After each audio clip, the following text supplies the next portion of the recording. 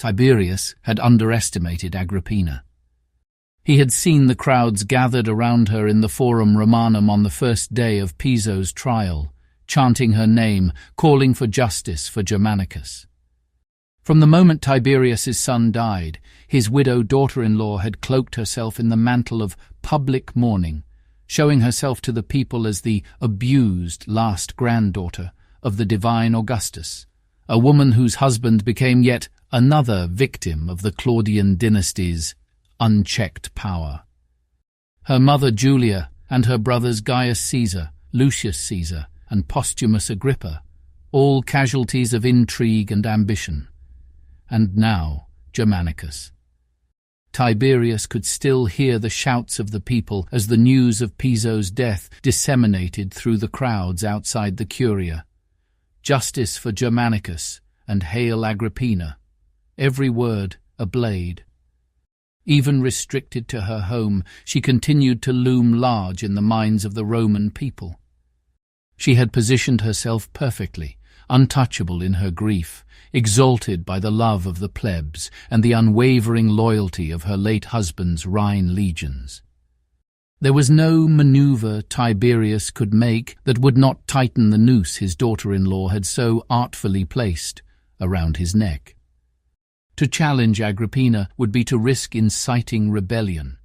To indulge her was to invite further demands. Piso's trial had been his chance to deflect blame and quiet the city's unrest. But now Piso was dead. There was no one left to hold accountable, save himself. By now Agrippina would have received the news, an account of Piso's death, written in hurried notes by one of her many allies. Would she see this as her triumph?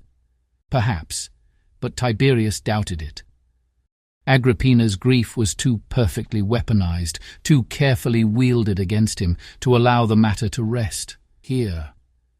Justice had been deprived of its spectacle, and the anger of the people would burn brighter for it.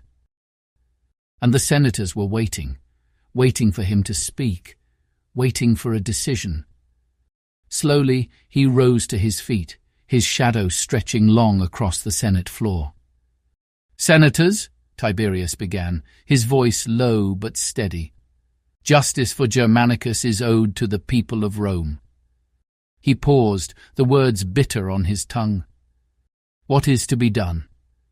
The chamber murmured as the senators exchanged uncertain glances. After a brief discussion with the prosecuting advocates, the consul Marcus Aurelius Cotta turned to address the assembly. "Above all else," Cotta began, loud enough for every senator to hear, "the Senate wishes to express its gratitude to the immortal gods for safeguarding the present state of our republic, greater than we could ever have desired, and preserved for us by the favor of our princeps, Tiberius Caesar." Cotta's gaze swept across the chamber before continuing. "The Senate also admires the princeps' fairness and forbearance. Though Piso's crimes are undeniable, and though he thought to elude justice through his own punishment, we are in agreement with Tiberius Caesar. The trial against Piso must continue." And so the prosecution of Gnaeus Calpurnius Piso, Munatia Plancina, and Marcus Calpurnius Piso continued, undeterred by Piso's untimely death and the loss of the prosecution's star witness against Plancina. Yet, by the trial's conclusion, the Senate rendered its verdict. All were found guilty. Tiberius knew she would come to him following the close of the trial, and she did at night as expected, when few would notice her visit. The dimly lit halls of the Palatium were empty, save for the occasional echo of a servant's footsteps. He had anticipated this visit, knew it was coming from the moment Piso's suspicions about Germanicus were aired in the Senate. But now, standing at the threshold of his private chambers, Tiberius felt the sting of failure, sharper than he had anticipated. The trial had not gone as he had hoped. Piso's death had stolen the spectacle, and Tiberius now stood, exposed. "Mother," he said, his voice cold, Julia Augusta stepped into the room, her presence formidable even in her advancing years. Though she carried herself with the weight of authority, there was a tremor of fear behind her eyes. "Have you come to congratulate me, then?" he asked, voice resigned. "I've come to beg for the life of Plancina," Julia Augusta answered, easing herself into a chair. She sat in silence for a few moments as she worked up her courage. "You allowed Germanicus and Agrippina to build their empire in the east," she explained, her voice low but heavy with long-held fears. "Did you think they would not come for us? What would Agrippina do to you, to me? She's the last of a family who has been trying to destroy us for 30 years. Tiberius turned his gaze on her. "And do you have reason to fear Agrippina?" His mother did not answer. She looked down. "Piso and Plancina understood," she bleated. "They saw what you failed to see. Germanicus and Agrippina were raising a faction against you. Everything Piso and Plancina did was for your protection, as well as for the protection and stability of Rome." Her words struck deep. Tiberius's mother, who had groomed him from birth for this singular purpose, had instead viewed Piso and Plancina as her protectors rather than himself. He met her gaze. "It's a pity you never trusted me," he said. "You always had to negotiate the path for me, didn't you? Gaius, Lucius, Julilla, Postumus, all conveniently removed. But it was your fear of Agrippina's vengeance that threatened me, not my trust in Germanicus. You chose the wrong protector. I sent Germanicus east specifically for his blood ties, and it was I who chose Zeno Artaxius for Armenia's throne, not Germanicus. And now, thanks to your involvement, Agrippina truly is a threat. And since the imperial seal has been seen by the whole of the Senate among Piso's belongings, the ruin of Augustus's family is now laid at my feet." Once again, Tiberius sat before a crowded Senate prepared to deliver its judgment. After reviewing the documents and orders written by Germanicus, began the consul Aurelius Cotta, who himself declared Piso the author of his death, and after listening to the evidence produced by Piso's accusers, and upon hearing Piso's defense, we, the Senate, have reached the conclusion that the remarkable forbearance and restraint of Germanicus Caesar was overborne by the savagery of Gnaeus Calpurnius Piso. Piso ignored the majesty of the imperial family, and the law of the land that states the imperium of Germanicus Caesar in every land he entered was the highest in that land, excepting that of Tiberius himself. Piso conducted himself in Syria as though he had absolute authority, and was corrupted by the great gifts of Vonones, who sought the death of the Armenian king placed on the throne by Germanicus. Piso stirred up civil war in Cilicia, despite civil war being laid to rest by the divine Augustus. And he did rejoice at the death of Germanicus Caesar, holding banquets during the time when the announcement was spreading across the land. The Senate finds that in these most manifest acts, Gnaeus Calpurnius Piso has violated the divinity of the deified Augustus. Cotta took a breath, then continued, "In taking his own life, Gnaeus Calpurnius Piso did not exact the punishment he deserved, but rather sought to escape a greater one.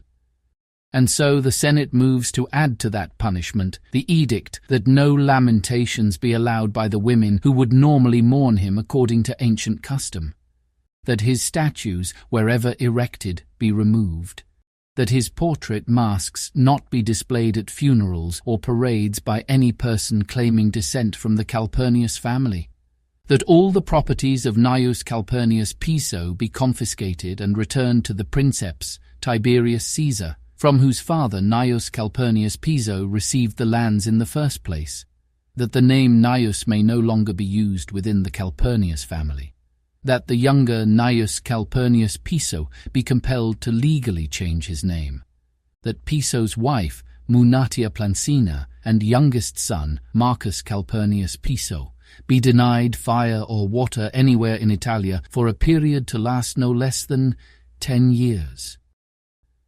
Tiberius said nothing for several long minutes.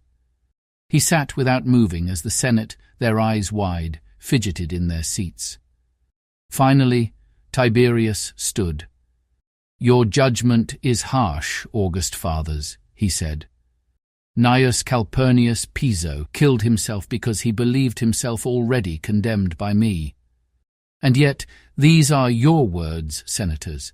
It is you who condemn him with a damnatio memoriae, not I. But it is I whom history will judge as cruel, not you." Tiberius sat back down before continuing. "You ask me for the damnation of his memory by striking the name Calpurnius Piso from all public records and removing all statues, that posterity will never know he existed. Yet Marcus Antonius, who led Egypt to war against Rome, was not so stricken. His son, Iulus Antonius, who defiled the house of my father, did not have his name erased from history. But you think because this case is intimately tied to my sorrow, I will be flattered by such requests. Let me assure you, conscript fathers, I am not. Neither will I move to have the Piso name stricken from all public record. As for Marcus Calpurnius Piso, what choice does a youth have but to follow the will of his father? Is that not the first and most important law, that of the paterfamilias? Can we expect children to obey their parents only until they disagree with them? Does that not lead to our children sitting in judgment, as though they were the adults rather than children? No, Marcus Piso will not be exiled from Rome. I find that, having advised his father against returning to Syria, he acted with the appropriate pietas due all fathers from their children, and for that he will not be punished. Then he turned back to face the Senate. Tell me, conscript fathers, he continued, why should a man charged with nothing lose everything he owns? The younger Gnaeus Calpurnius Piso was here in Rome the entire time his father pursued his course. Those properties you are so eager to strip away are this young man's future and his livelihood, a man who has committed no crime. Confiscating his future will not return my son to me.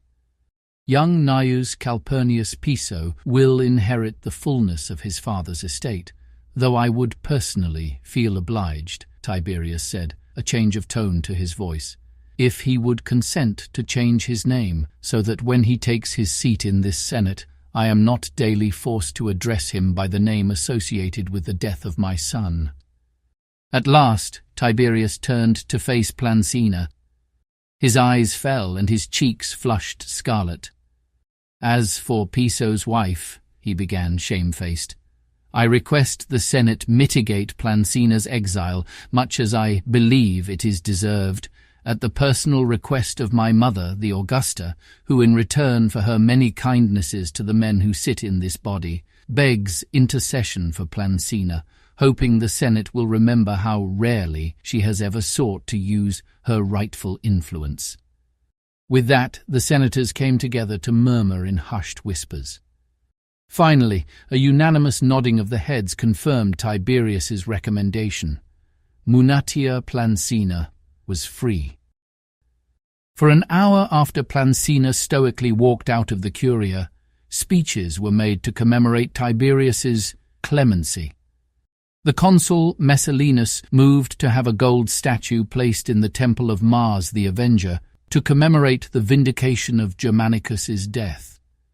Aulus Caecina Severus, Germanicus's former general in Germania, not to be outdone by Messallinus, motioned to have an altar dedicated to vengeance for the same reason. But Tiberius stopped them all. Looking out at the room of hypocrites, praising clemency and honour after having passed such cruel punishments, Tiberius's mouth turned down. Victories over foreigners are commemorated with monuments, he said flatly. Domestic woes should be shrouded. in grief.